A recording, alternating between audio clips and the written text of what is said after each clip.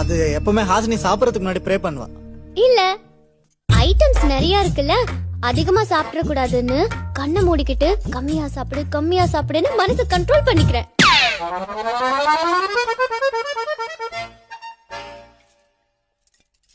ஏன் எல்லாரும் சைலண்டா இருக்கீங்க? சாப்பிடும் போது யாரும் பேச மாட்டீங்களா?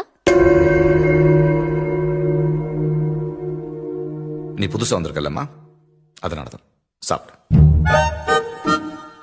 சரி, நீங்க வந்து உங்க வீட்டுக்கு தெரியுமா? தெரியும்பா. தெரியாது அங்கிள்.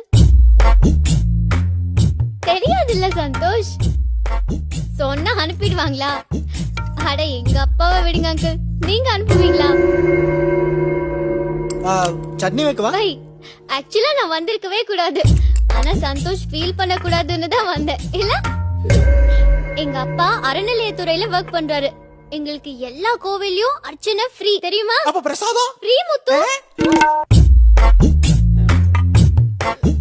அங்கிள், நான் ஒன்னு சொல்லட்டுமா?